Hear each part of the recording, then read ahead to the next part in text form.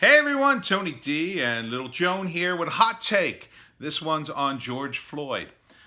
George Floyd and the new video, more specifically.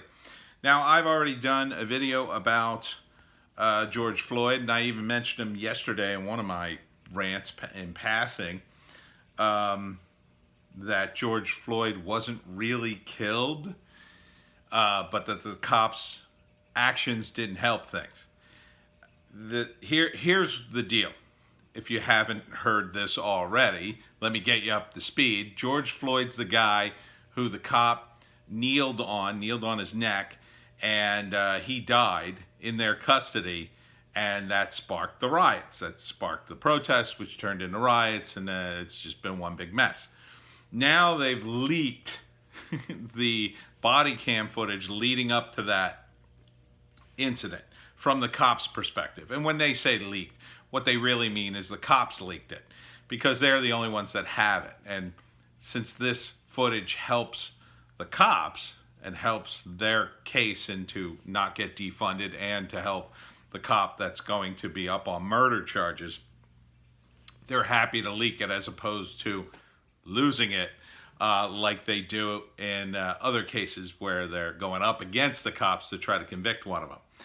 So I already read the transcripts. Now, there was a transcript which clearly showed, if you read the transcript, in my view, what the videotape shows even more effectively, that George Floyd was already high as a kite, wasn't together at all.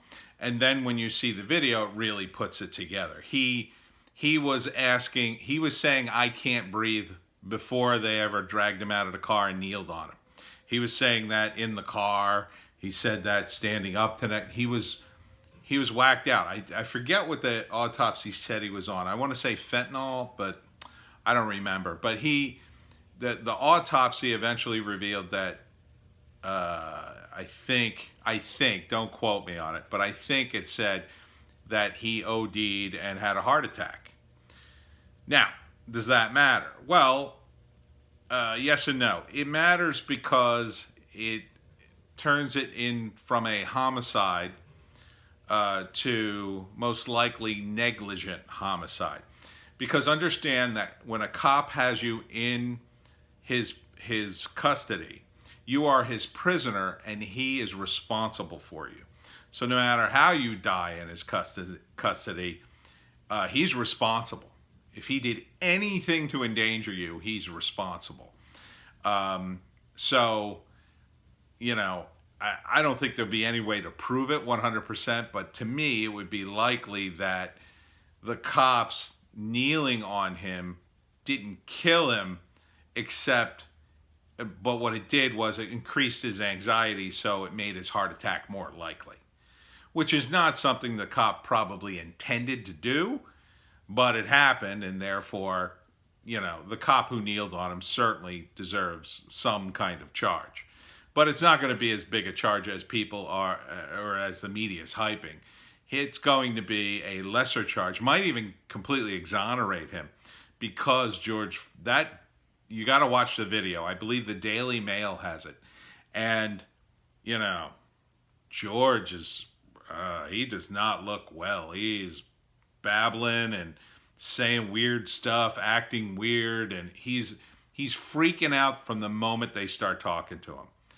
And knowing after the fact that he had a ton of drugs in his system. And look, these are beat cops. They know a guy who's high off his ass when they see one. Okay? And that definitely explains why the cops just stood there. You saw the video out of context. Well, I shouldn't say that. You saw the incident out of context. What you saw was the end of it and him screaming, "I can't breathe. Oh, I need my mama." But when you see the beginning of the video and he's already doing that before they're even doing anything to him, then you understand he's just freaking out, and that's why the other cops are ignoring him. That's why they're ignoring him, because he's already been doing that. He's already, so high, he barely can think where he is. So, and that's sad. Look, he didn't deserve to die. Chauvin or whatever his name is, and the other cops really shouldn't have listened to Floyd, because Floyd begged them to lay him on the ground because he thought that would somehow help his breathing. That wasn't the issue at all. He was already in the SUV. They had to pull him out of it because he couldn't calm down.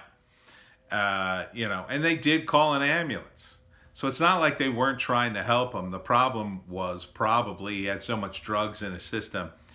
He couldn't stop his heart. He couldn't slow himself down. He was freaking out. He knew he was going to jail, and he was so high he probably couldn't process it correctly. He was thinking a mile a minute, and his heart just gave out. It's a tragedy, but unfortunately, and maybe you disagree, but a lot of that's on George. George should not be taking that many drugs. Okay, let's be honest. You don't take drugs to kill yourself. You take drugs to get high, but you don't take so many that you're on the verge of death. He certainly shouldn't have been behind the wheel. It would have been a completely different story if he just took off. He just took off in that car before the cops got there and mowed down a bunch of people and smashed into another car and killed some people. It'd be a different story then, wouldn't it? So the reaction to this video, what news organizations are actually showing it. It's all over the internet, by the way. And Tim Pool pointed this out. The reaction is, hey, we've been lied to. Yeah, no kidding, sheep. No kidding. When are you going to stop watching CNN and thinking it's the gospel? Of course you were lied to. You were lied to because this is an emotional thing that CNN and other media outlets can say, oh, cops are racist. That's our narrative. Look, as a libertarian, I rage about cops all the time. They got too much power. They abuse their power. Was this one of those cases? This was more like one of those cases where a group of cops are faced with a guy who's really just not, there's no winning situation. The problem is that Chauvin took him out of the car and kneeled on him. If he had just left him in the SUV, which is probably what he should have done, Floyd probably would have died anyway. He probably would have had a heart attack in the car, and he probably would have been babbling the same things. Oh my God, I can't breathe. What could the cops do? They couldn't do anything other than restrain him and wait for the ambulance. Unless they were trained to be EMTs, unless they could figure out what drug he took and happened to be equipped with they have one for opioids. I don't really understand what it's called or what it does. Maybe if the cops had been equipped with something they could inject him with to calm him down. But that's pretty dangerous too. I mean, do you really want cops to be running around with drugs in their car and then they have to make a decision? Well, this guy seems so agitated. Let's give him a sedative. I don't think cops should be administering drugs. So I don't think it's their job. It was their job just to sort of hold on to him and wait until the ambulance arrived, and to check him out because he was freaking out. I think, unfortunately, they were thinking they were helping him when they pulled him out of the car, and they probably instantly realized, wow, we've made a mistake here.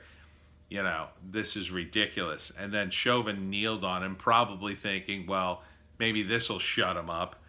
And then the guy died underneath him. That bad move, Chauvin. Bad move. Oofa. Your life. Oh man.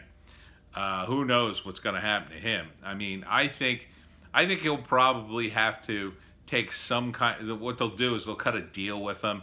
They'll cut some sort of plea where he'll do like minimum time somewhere else. Where he'll be isolated or maybe it should come up with a special jail just for cops at this point.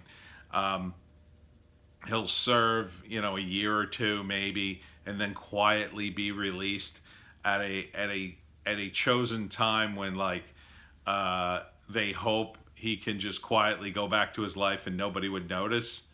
Like, that would be the ultimate goal of the politicians involved in all this.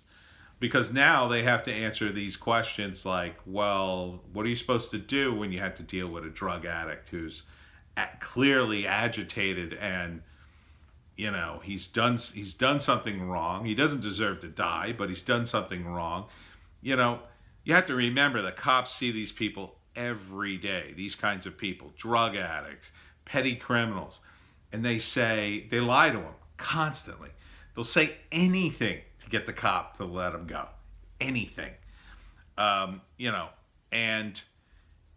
I have no doubt that sometimes the cops just go, okay, we'll let you go this time, whatever. Keep your nose clean, blah, blah, blah. And then, a day or two later, boom, they're right back in the same exact position. Same exact store caught stealing from. Same exact drug they promised never to take again. They find out everything they said the previous time was an utter lie. And then, sometimes they end up arresting these guys. They get violent or they struggle and somebody gets punched in the face. I mean, look, I never said cops don't have it hard. Their job sucks. I don't want to do it. But, on the one hand, the cops have to respect people's constitutional rights. But on the other hand, they shouldn't be called for every little thing. This was a $20 bill that may or may not have been fake. Was it worth involving 4 cops? Now, he was behind the wheel of a car. That, to me, is something worth involving the cops. That he was going to attempt to drive away in his condition? No, that sounds like a really bad idea. He could have killed somebody. So, this is where we're at. And I think if you were a rioter in the George Floyd riots, you really have a lot to think about if you watch this videotape. It's not so cut and dry. But really, what is?